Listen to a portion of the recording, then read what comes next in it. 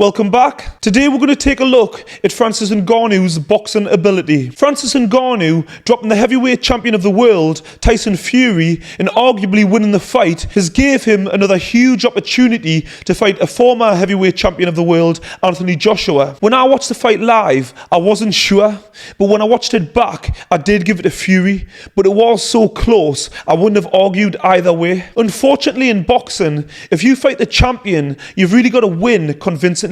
Rip it from the champion to get the decision. It's just the way it is. Let's take a look at Francis Ngannou against Tyson Fury.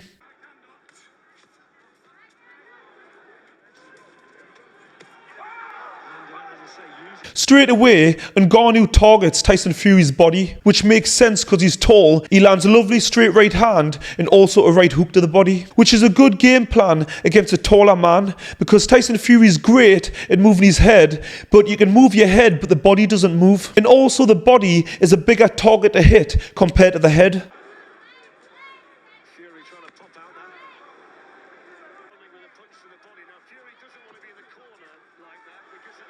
You can see he's trying to land the left hook, and in close he's letting his hands go. He's not letting Tyson Fury grab and hold and smother like he normally does.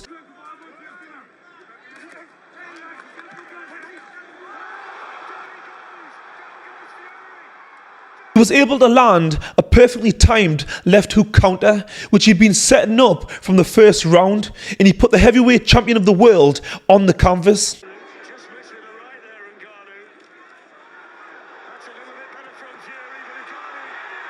Francis Ngannou is showing some real skill. When Tyson Fury comes in low, trying to clinch, Ngannou's redirecting his head like a bull in Matador to stop him from clinching. That's a hard technique to pull off. Let's take another look at the head control.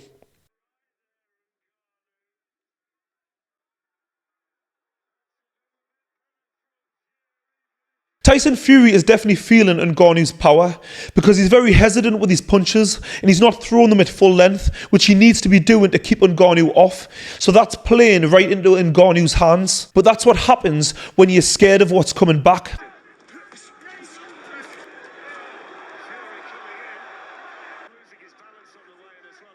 Ngannou's strength is just ridiculous. The look on Tyson Fury's face when he's getting manhandled, because at 19 stone and 6'9", you certainly don't expect to be getting manhandled. The look on his face is just pure disbelief. I don't know what's going on here, but there's planes keep flying over this house. I think they're having a party up there.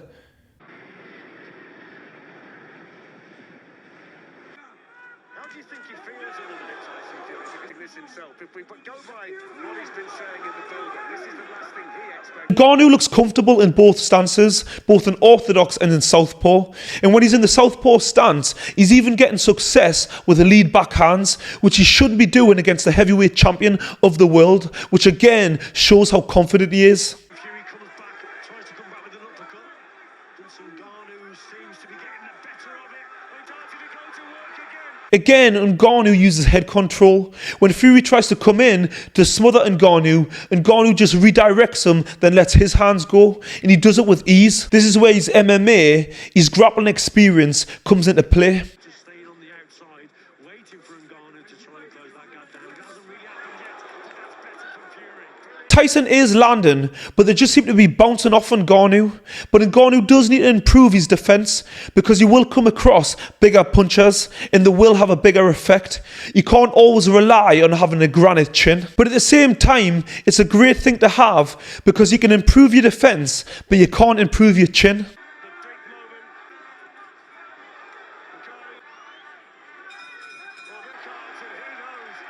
But as we know, he didn't get the win, but he does tick a lot of boxes. Because to perform like that in your first ever professional boxing match against the heavyweight champion of the world is just simply amazing. Let's take a look at some training footage. But it's not just power, guys. Timing and power can overcome all those other attributes.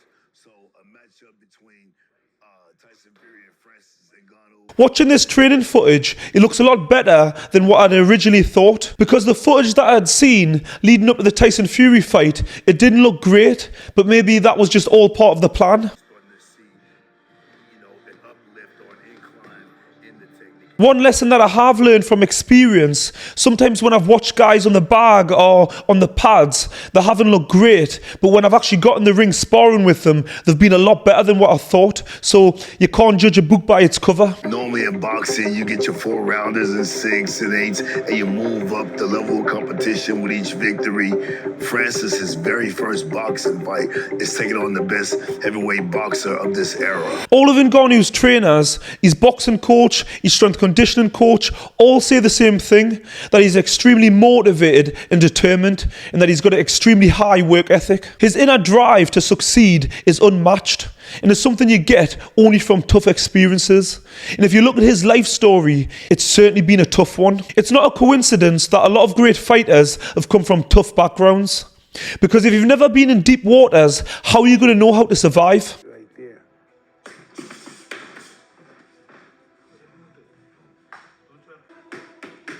Having Mike Tyson as your coach is going to give you great confidence because he's been there and done it, and he was known as the baddest man on the planet.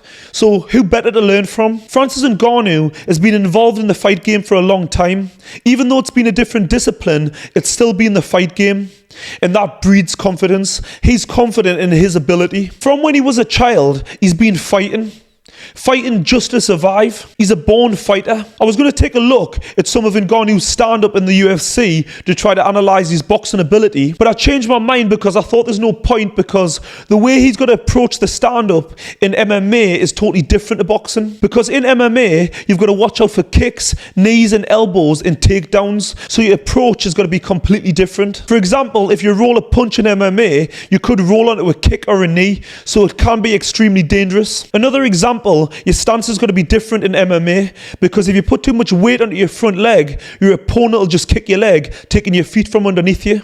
Whereas in boxing, you can work your way in with head movement, because all you have to worry about is punches. Again, having Mike Tyson in your corner gives you huge confidence, because in the fight game, it's mainly a mental battle. Especially at elite level, all fighters are skilled.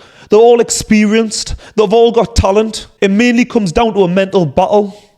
It's often who's the most confident and who's got the most mental toughness. The biggest thing is he works so hard, and that's the best thing as a coach to have, but it's also good to know. So I gotta know when I gotta hold the reins back on him, because he is a go guy, and couldn't have a better athlete to do that with.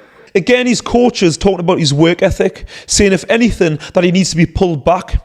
Because sometimes fighters work too hard and leave it all in the gym and leave nothing for fight night. And I've been guilty of that myself. My advice to any fighters watching, if you're training flat out all the time and your performance starts to dip, it might be time to pull back, because you may be overtraining. You need to listen to your body. And also make sure that you're getting good recovery, because recovery is just as important as training. The question is, did Ngannou's performance against Tyson Fury make us all think that he's better than what he actually is? Because I do think that Tyson Fury massively underperformed and underestimated Ngannou, and it's done Ngannou a huge favour, because it's given him another massive, huge opportunity and a massive payday. But regardless, I'm happy for Ngannou because he deserves it, and it's not his fault that Tyson Fury was underprepared. Can Ngannou rise to the occasion again and put on another great performance against a fully prepared fighter? Which is crazy to even say, really, because Tyson Fury, a heavyweight champion of the world, shouldn't have even needed to be at 100% to deal with a fighter having his first pro fight. And yes, I know he's not exactly a novice. He is the UFC heavyweight champion of the world, but it's still a different discipline, and I just would have expected more from Tyson Fury. I thought he would have handled him a lot easier. One thing that's made him so successful is his athletic ability, his freakish genetics. Because in combat sport, we'll see it time and time again that size, strength, speed, toughness can bridge the gap in skill compared to the lighter weights. George Foreman is a great example of this. He's a mountain of a man. With very little experience, he won Olympic gold, and he bridged the gap with his size and strength compared to his competitors who were far more experienced. He also had a great professional career, bulldozing his way to becoming a heavyweight champion of the world. He did retire and come back years later, and at the age of 45, he became the oldest fighter ever to win a world championship. And we're seeing this with Ngannou against Tyson Fury. He was able to bridge the gap with his strength and his power.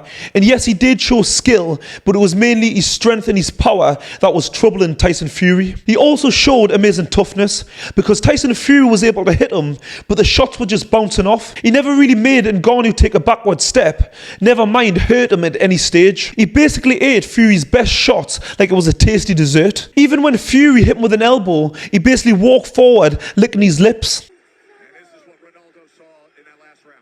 An elbow came in on the back. Which just shows that he's superhuman, because an elbow of a 19-stone bloke should put you straight to sleep. And Ngannou's also not given enough credit for his intelligence, because he's such a genetic freak. Everyone talks about his strength and his power. Because in the fight against Fury, he very quickly worked him out, and he was able to control the fight. So it shows what a great boxing IQ he's got. And Ngannou showed great patience. Everything was calculated and well executed. At times, he looked like the more experienced boxer. He was in there with the heavyweight champion of the world, a high pressure situation, and he just looked like a cool criminal. It was like he'd been there a million times before. And just in case I've not mentioned it, in his first ever professional boxing match, he just laughed in the face of all the boxing critics. I've always said that Tyson Fury's got a good defense and that he's hard to hit.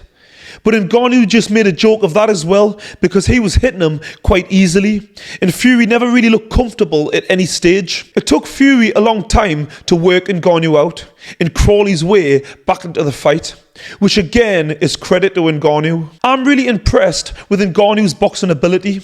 Imagine if Ngannou had been boxing as long as Tyson Fury.